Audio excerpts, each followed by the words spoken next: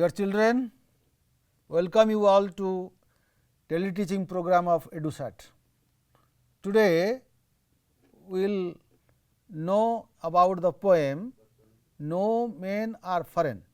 No Men Are Foreign and by James Kirkup. Today, we shall discuss part 1 that contains stanza 1 and 2. Okay. So, now we will go to the background of the poem.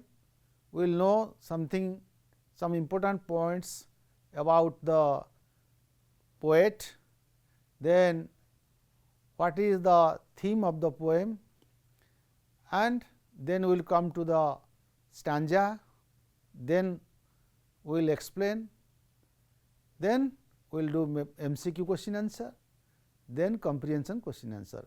The pattern that you face in your examination, that means from poetry part, that is subjective part, you are getting MC question answers as well as subjective of 5 marks and 2.5 marks. Let us discuss some of the important question answer as well as MCQ, and at the same time we will know the details about the meaning of the two stanza at the stage of explanation. Now, let us read out the poem. Now, the poem No Men Are Foreign has been written by James Kirkup. Now, let us know some of the important points about the poet.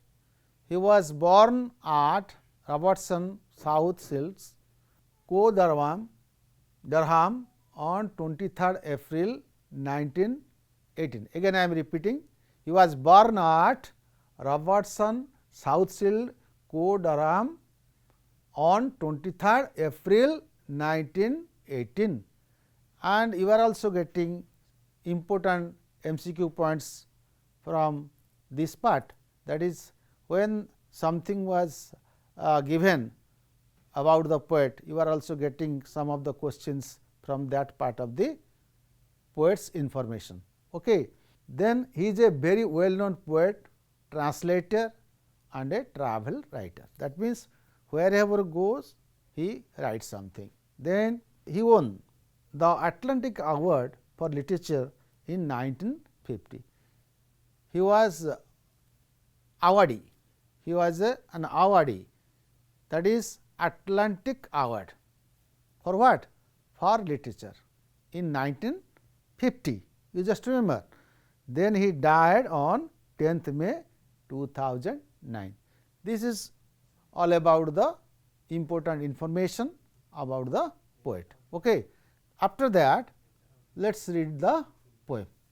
So, before coming to read out the stanzas, it is also necessary for you to know the theme, so that you can understand the poem in a better way.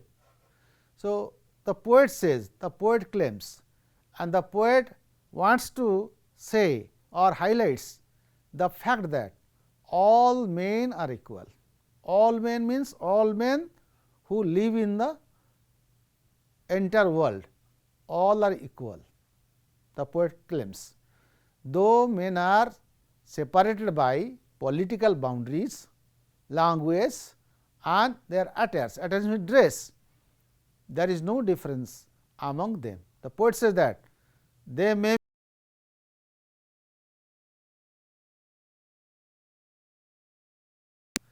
speak different languages, but all men are equal. There is no difference at all. There is no difference among men of different nations, that is countries. The poet believes in universal brotherhood.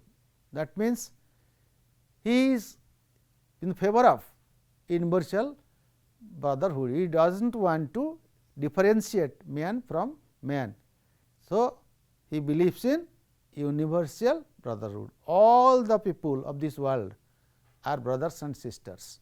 So, how can one be strange? How can one be unknown to others? So, all are equal, no man is foreign, that means no one is strange. So, all are equal, all are human beings, all are our brothers and sisters, like that. Okay. Come to the poem, let us read out. Remember, no men are strange, no country is foreign. Beneath all uniforms, a single body breathes. Like beneath all uniform, a single body breathes. Like ours, the land our brothers walk upon is earth like this, in which we all shall lie. They too aware of sun and air and water are fed by peaceful harvests, by wars long winter starved. Their hands are ours, and in their lines we read a labor not different from our own. So, now first and second stanza. What is the meaning of the first and second stanza? Again I am repeating the poem, reading out, just you mark, then we will discuss this. Remember, so the poet emphatically emphasizes us to remember the main theme, the main ideas, the main thing of the poem, that remember no men are strange, no country is foreign. Two things, no men are strange, no country is foreign. Beneath all uniforms, a single body breathes. Like ours, the land our brothers walk upon is earth like this, in which we all shall lie. They too, aware of sun and air and water, are fed by peaceful harvests, by wars long winter starved. Their hands are ours, and in their lines we read a labor not different from our own. Okay.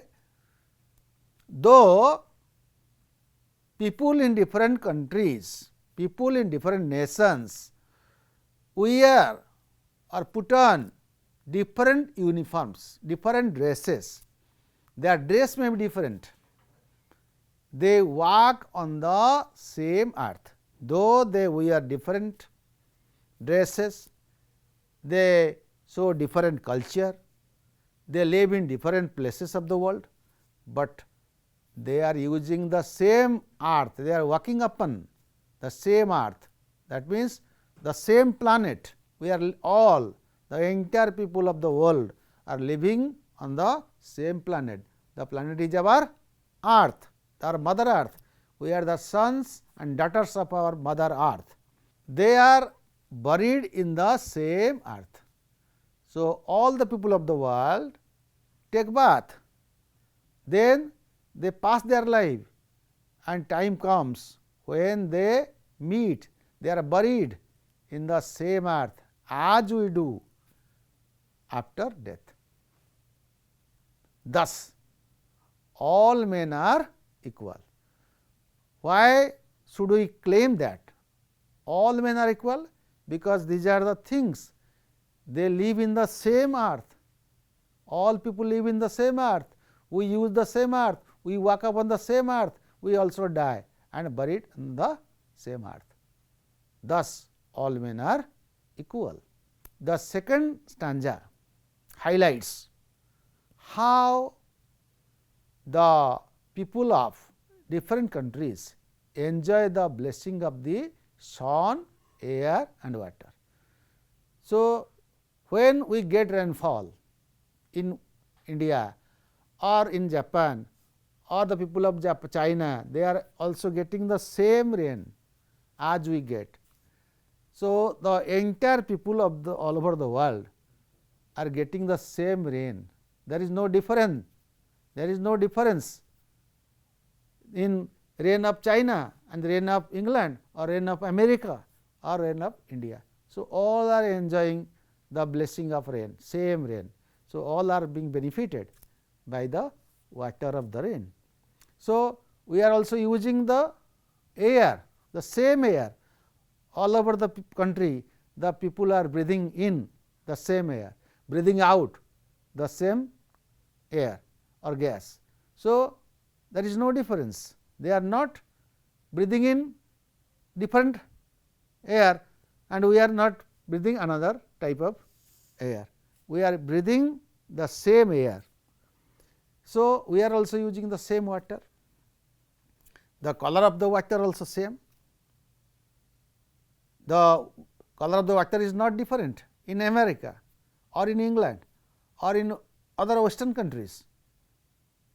The same water, the color of the water is same, the waters are also used in different purpose as we use the water.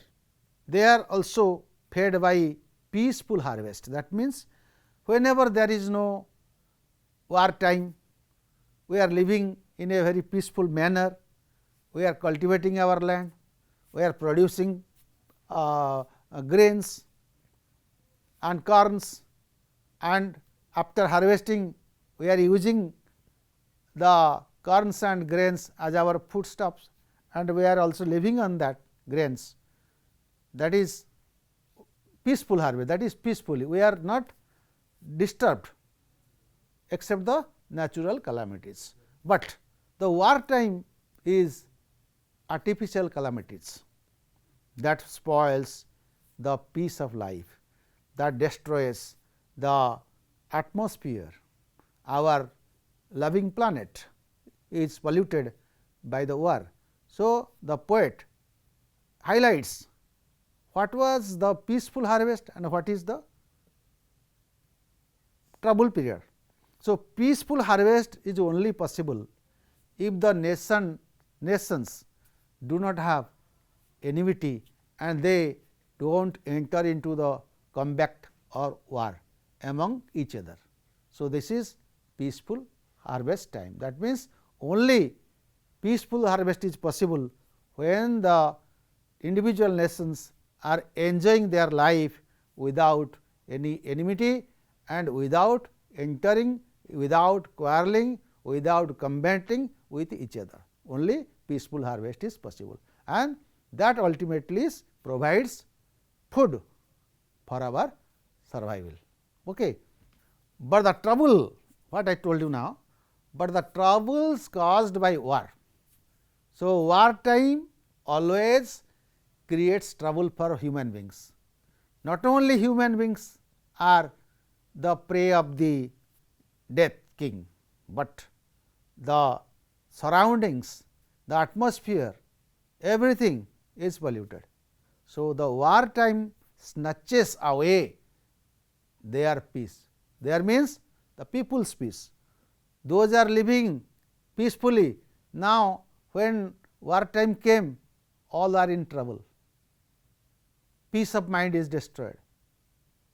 The people of other country work hard to earn bread and butter as we do. They also work hard to earn their bread and butter for their survival. We all work with the same hand, we all work with the same hand as they work, only the purpose of survival. So, we are not using our hand for survival, we are not using our arms for survival, we are only using our hands for producing the crops and getting harvest or yielding for our survival. So, only it is possible for peaceful harvest if we do not have any war time trouble. Okay. So, the poet claims that war time trouble is not at all acceptable, it is always painful and it is not welcoming things. Okay. Dear children, let us know some of the important words and their meanings. Okay.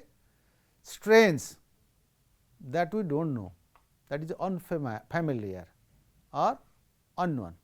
Okay. Foreign, foreign means what is located outside one's own country. Beneath means below or in a lower place or in a lower position. a single body breathes like ours. That means, all people live and breathe in the similar fashion, similar way as we breathe. Our brothers, to whom we call our brothers? To whom does the poet call our brothers? The people who live in countries other than ours, that is, they are called our brothers. In which we all shall lie. We all shall lie or buried in the same earth when we die. So, in which we shall lie means we will die in the same earth, we will be buried in the same soil of the earth. War's long winter starved. So, war time is treated as the winter. So, winter in European countries, all the things turned ice. So, you can see snow capped mountains, the grounds are covered with ice, the flowers are covered with ice. So, everything is covered with ice. So, the poet says that war time is just like winter, starvation. So, the foodstuffs, the production, the grains, crops are not available during the winter. They cannot be, the people can't grow the crops during winter. So, the poet use winter starved. That means, this is war time. It is a war time trouble caused by people. That means, winter starved has been used as metaphor that compares with the war time trouble. So, winter starved is compared with war time trouble. That means, no one like the war, no one like to pass their life in troubles. So, war's long winter starve means it is a war time trouble caused by people which roughs away the peace. That means, the peaceful life is destroyed, roughs away, snatches away the peace of the people at the time of war. The war time trouble snatches away the peace of the people. So, should one be a cause for the war or create war or involve in war or enter into the war? No, no one should continue war, no one should create war, no one should cause trouble for others. Okay. Now, we will do some important MCQ question answers. So, you see children, each question has got 4 options or 4 choice. One of the answer is correct. So, the correct answer has been highlighted with red letter. You just see, I am discussing all and you remember the things. Okay? What does the poet want to remember? There are 4 options: that no country is foreign, that no men are strange, that no men are different, and A and B. That means, that no country is foreign, B that no men are strange. These 2 combinedly give the answer. That means, A and B. Come to 2. Who has composed the poem? That means, no men are foreign. You know this. Ben Jonson, William Cowper, James Kirkup, William Wordsworth. James Kirkup is the right answer. What are men of the world aware of? What are men of the world aware of? About sun, air and water, about their uniform, about the work and labor, all the above. That means, 4 choices are given, and first one about sun, air and water. All are familiar with the blessings of sun, air and water. Then what does the word hours refer to? The line their hands are ours. First one, our hands are alike, hands of their people, our hands, the hands of the people of other countries. The first one is our hands are alike is the correct answer. Then number 5, what does the poet want to convey through this poem? Equality and brotherhood. Equality and brotherhood. There is no difference among people. No men are strange. All the line on and enjoy the same sun, air and water. No, all the line on, that means all the above lines, and enjoy the same sun, air and water. Which one is the right? Equality and brotherhood is the correct answer, right. Now, children, now we discuss some of the important MCQ question answers, and also you can get more than these 5 MCQ question answer if you go back to the test and read out the stanzas again and again. Okay. Now, let us discuss some of the important comprehension questions. So, important comprehension questions are coming in the subjective part.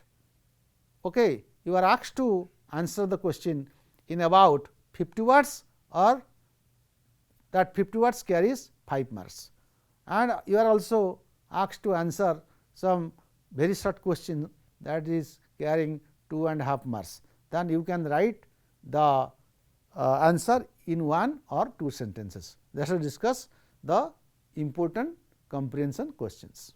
How does the poet justify that no men are foreign? How does the poet justify it that no men are foreign?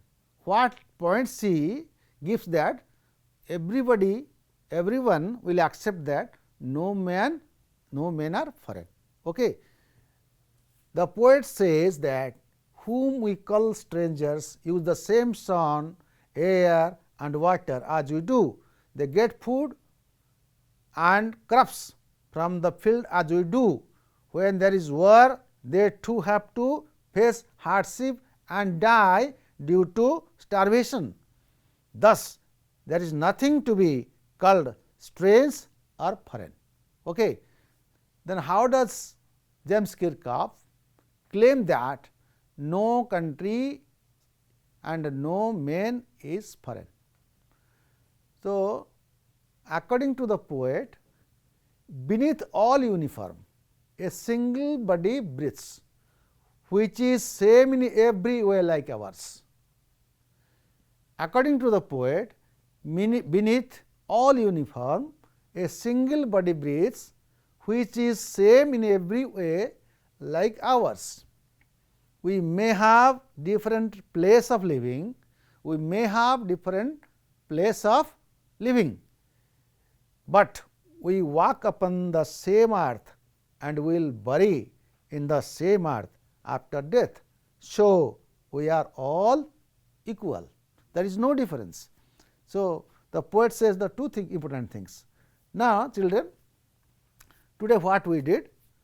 We completed the points about poet, then explanation, then MCQ and some of the comprehension questions. So, I hope you will be satisfied with this, and we will go to the text again and again to recall all the things. Thank you.